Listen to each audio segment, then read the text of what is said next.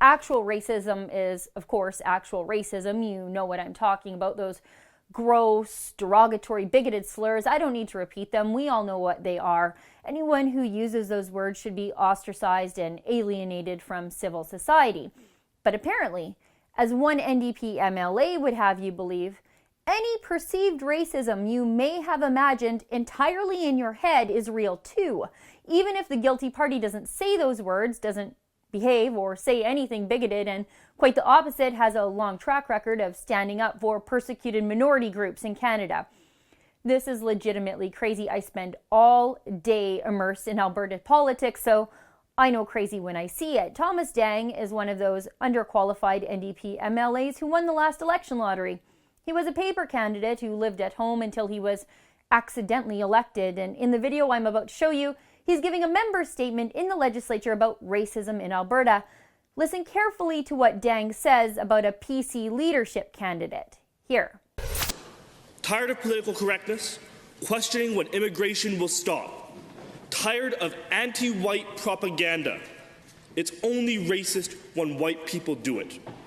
These messages were plastered across Edmonton for the world to see.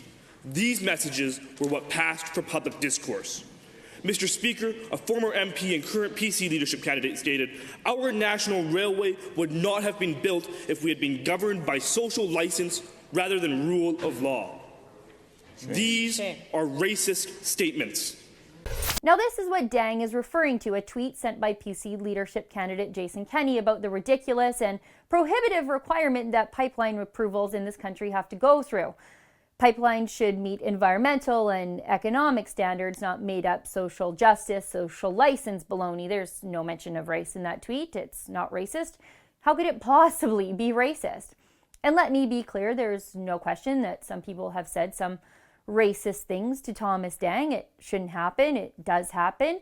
But imagining racism where there is none and then lumping it in with real racism waters down his argument and just makes him look like a hypersensitive crazy person on a witch hunt to smear his political enemies with lies, calling them one of the worst things that I can think of. Now, NDP MLA Thomas Dang thinks Jason Kenney is an anti-Chinese racist because he used a railroad in an argument. It's so crazy and so out to lunch.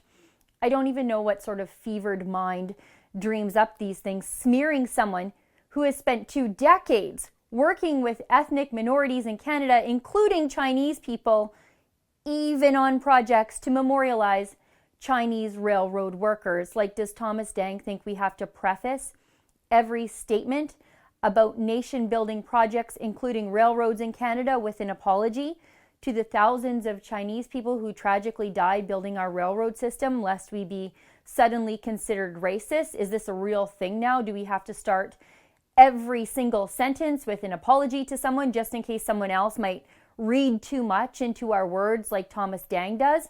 But Dang wasn't done. He still had a little bit of crazy left in him that was just dying to break free. Now, you're all racist. Listen to the last little bit of his Alberta slandering rant. Here.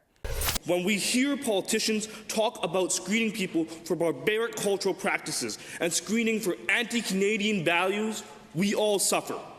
When we let ourselves forget that this hate and vitriol affects real people, we all suffer. We cannot sit idly by and comfort ourselves by saying that this is nothing more than a fringe minority. We cannot sit idly by and believe that we have nothing to be worried about. Because we should be worried, Mr. Speaker. We should be worried and know that this type of politics is not just coming to Alberta and Canada, that this kind of politics is already here.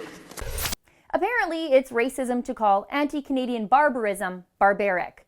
So if you think girls shouldn't have acid thrown on their faces for dating outside their race or religion, if you don't think girls should have their genitals mutilated for tribal reasons, if you don't think little girls should be aborted because their parents are from a culture that values boys more, if you don't think young women should be killed for dishonoring their family somehow, then you're a racist. And Thomas Dang, NDP MLA, just stood up in the legislature and called you one, on the record. Normal people look at this and say the only racist here is Thomas Dang. Why does he tolerate this behavior from some cultures and not others?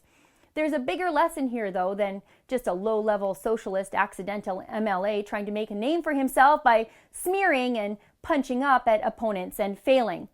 To the left, nothing you do matters if you don't follow their speech and their thought police rules, if you don't talk the way they want you to, if you don't respond the way they think is appropriate to your own issues, if you don't play their same game of hypersensitive social justice Scrabble, then you're a racist, you're a bigot, a hate monger, no matter how much you've proven yourself otherwise. It's despicable. And we saw this all unfold this week when our rally-goers were called hate mongers by the conservative New Left for not protesting a massive tax hike politely enough. Their chants of lock her up were called verbal violence, whatever that is. But remember, the left, they're out to win, and they don't care if they ruin you and your reputation along the way, and they'll use the loudest megaphone they have to do it. Their elected position, their newspaper articles, whatever. So who cares what they think? And why play nice with them? They hate us anyways, and it's time we started acting like it. For the Rebel.media, I'm Sheila Gunn-Reid. Have you heard about our big plan? We want to be bigger than the CBC. We want to bring you news that matters to you, not what the state broadcaster says should matter to you. To help us out, go to thebigplan.ca.